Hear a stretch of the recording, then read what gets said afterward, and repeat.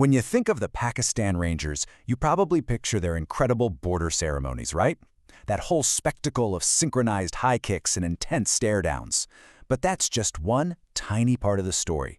In this explainer, we're going to dig into a force that's really living a double life. And that brings us to the central question, the real heart of the matter. Are the Pakistan Rangers border guards, or are they urban soldiers? The thing is, the answer is both. And if you can wrap your head around that contradiction, you're on your way to understanding this entire force. So on the one hand, you've got the image the whole world sees, these ceremonial guardians at the Wagah border, famous for that incredible flag-lowering ceremony they do every single day. But on the other hand, these exact same Rangers are a hardcore combat force, sent into Pakistan's biggest cities to take on everything from organized crime to terrorism. It's like two completely different worlds, all wrapped up in one single uniform. Okay, so let's really break this down. To get what the Rangers are all about, you have to get to the core of this contrast.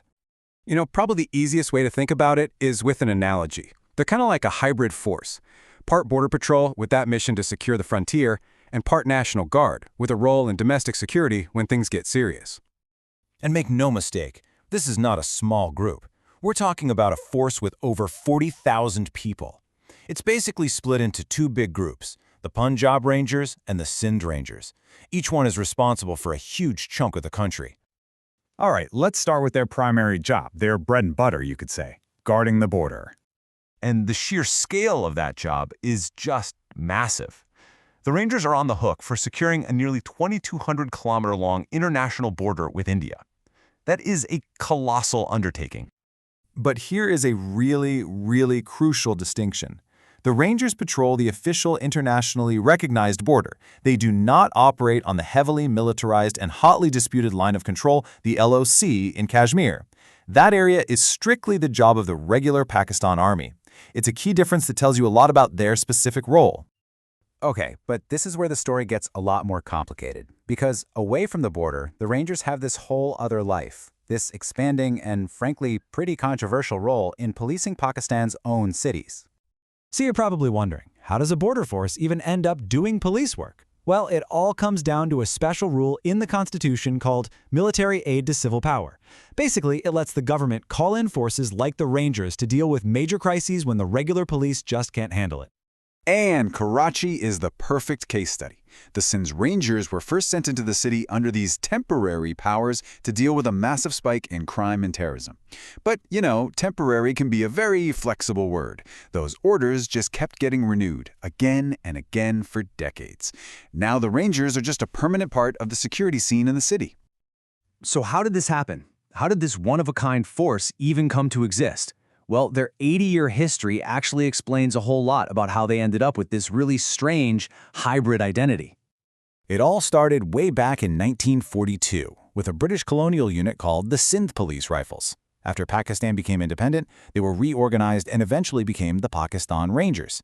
But the biggest change really came in 1995, when the force was officially split into the two corps we know today, Punjab and Sindh.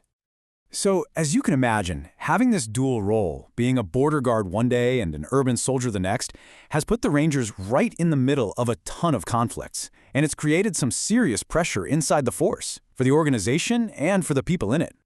I mean, just look at their operational history. It's intense. They fought alongside the regular army in major wars with India, but lately, their focus has really turned inward.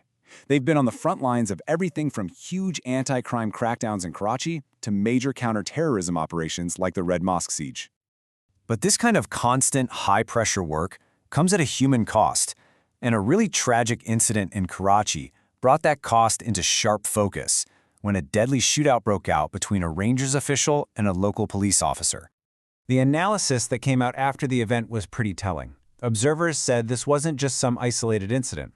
They pointed to much deeper, systemic problems, things like poor mental health support, low pay, and the constant grinding stress of having to be both a soldier and a cop. So if you boil it all down, the crucial point is this. The Pakistan Rangers live and operate in a gray area. They're not quite military, but they're not quite police either.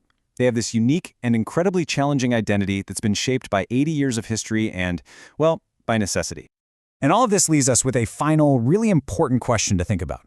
When a force that's designed to guard a country's borders is brought into its own cities to police its own citizens, where do you actually draw the line between a soldier and a police officer? And what happens when that line starts to get blurry?